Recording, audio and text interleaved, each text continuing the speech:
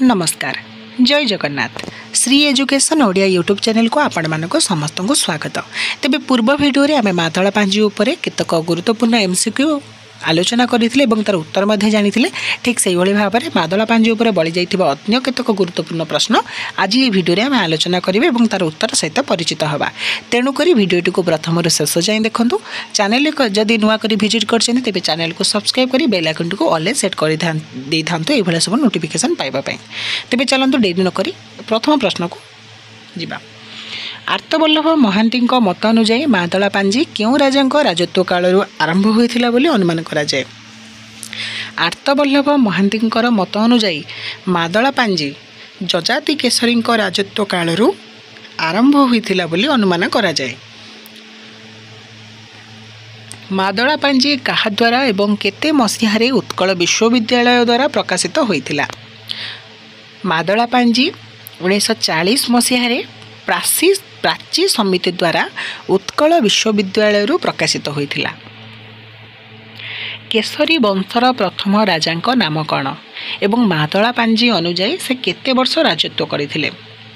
केशरी वंशर प्रथम राजा नाम हेउछि जजाति केशरी एवं मादला पांजी अनुजाई से तीन वर्ष प्रथम पांजी रे मते 57 वर्ष, द्वितीय पांजी रे मते 68 वर्ष, तृतीय पांजी रे मते 52 वर्ष 448 शताब्द पर्यंत शासन बा राजत्व करथिले। केशरी वंशर शेष राजा नाम कौन एवं मादला पांजी अनुजाई से केते वर्ष राजत्व करथिले। केशरी वंशर शेष राजा नाम हेउछि शून्य केशरी एवं मादला पांजी अनुजाई से प्रथम पांजी मते 3 वर्ष 2 मास 11 दिन, तृतीय पांजी मते 9 वर्ष 1054 शताब्द जाए राजत्व करथिले। गंगवंशर प्रथम राजा नाम कौन एवं मादला पांजी अनुजाई से केते वर्ष राजत्व करथिले। गंगवंशर प्रथम राजा नाम हेउछि चोड़गंग देव। मादला पांजी अनुजाई से प्रथम पांजी मते 62 वर्ष 2 मास 2 दिन, द्वितीय पांजी मते 24 वर्ष, तृतीय पांजी मते 20 वर्ष 1074 शताब्द जाए राजत्व करथिले। गंगवंशर शेष राजा नाम कौन एवं मादला पांजी अनुजाई से केते वर्ष राजत्व करथिले।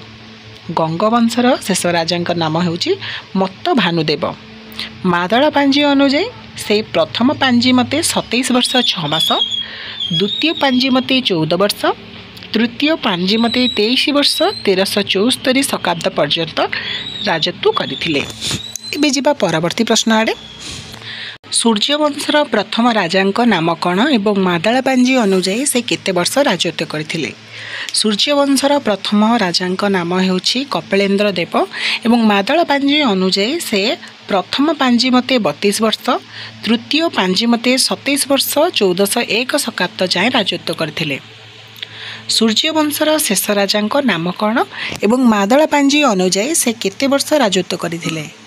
सूर्यवंशर शेष राजा नाम हेउछि मुकुंद देव एवं से मादला पांजी अनुजाई प्रथम पांजी मते 8 वर्ष 5 मास, तृतीय पांजी मते 8 वर्ष 1481 शताब्द मुकुंद जाए शासन करथिले। एवं मुकुंद देव शेष स्वाधीन राजा होइतिले मध्य गौड़िया गोविंद देवरा हेउचंदी शेष राजा अटंती।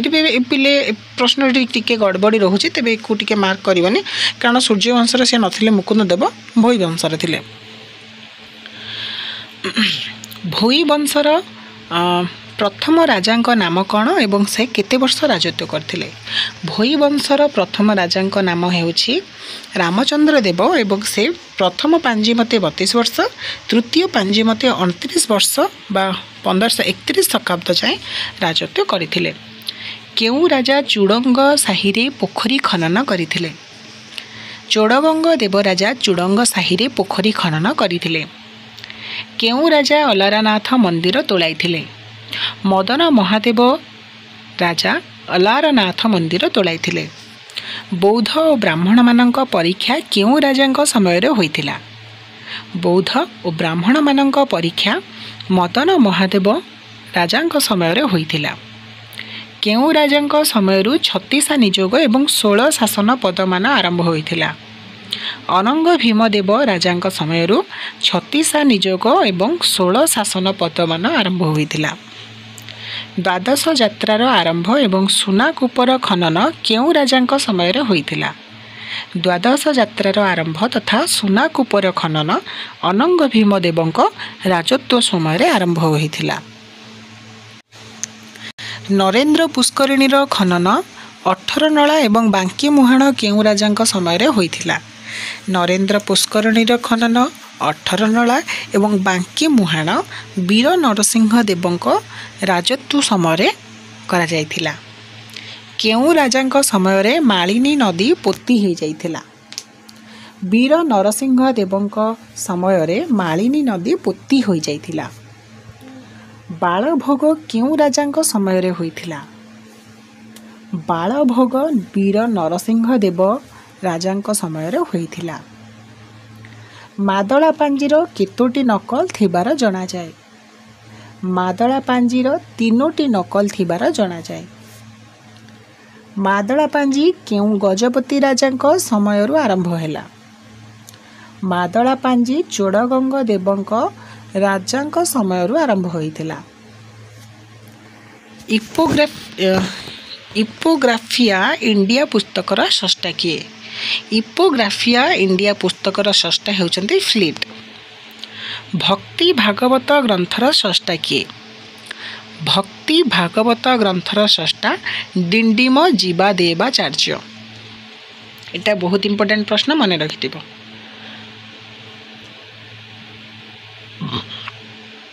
पूर्णचंद्र ओडिया भाषाकोशर संकलक गोपाल चंद्र प्रहराज केउं ख्रीष्टाब्दरे मादळा पांजी उपरे आलोचना करिसंती। पूर्णचंद्र ओडिया भाषाकोशर संकलक गोपाल चंद्र प्रहराज 1931 ख्रीष्टाब्दरे मादळा पांजी उपरे आलोचना करिसंती। मर्दळाकार पांजी बंधा होई रहे तेणु एहार नाम मादळा पांजी। एही मत किए देइछंती। मर्दळाकार पांजी बंधा होई रहे तेणु एहार नाम मादळा पांजी बोली जगबंधु सिंह मत देइछंती। तेबे जगबंधु सिंहर प्रसिद्ध ग्रंथर नाम कौन रहिला पिले एटा होची तमरा होम टैक्स निहाती जणाइबो। मादळा पांजी संपर्कीय स्टर्लिंग तथ्यावली सहित आउ किछि तथ्य मिसाई भवानी चरण बंदोपाध्याय 1843 ख्रीष्टाब्दरे केउं ग्रंथ प्रकाश करथिले। मादळा पांजी संपर्कीय स्टर्लिंग तथ्यावली सहित आउ किछि तथ्य को मिसाई भवानी चरण बंदोपाध्याय 1843 ख्रीष्टाब्दरे पुरुषोत्तम चंद्रिका नामित एक ग्रंथ प्रकाश करथिले। राजखंजा प्रतिवर्ष केउं पूर्णमी रे राजांकर वार्षिक उत्सव रे पाठ करा जाउथला।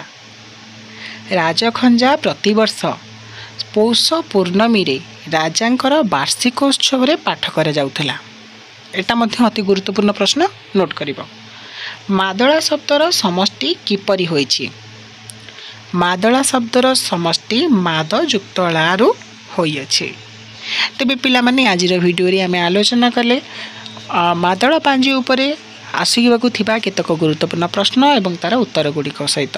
तेबे जदि वीडियोटी किछि पढ़ापढ़ी रे सहाय्य हेछि एवं जदि भल लागिछि तेबे वीडियोटी को लाइक कर देबो। सांग मानक सहित जेते पारछ सेते मध्ये शेयर कर देबो एवं हमको जमार भी न भूली हम चैनल को सब्सक्राइब करी रखिथिबो। तेबे देखा हबो आ गुटे नुआ एवं फ्रेश वीडियो रे। से पर्यंत मते विदाय दियंतु। मु रहिली। जय जगन्नाथ। वंदे उत्कल जननी।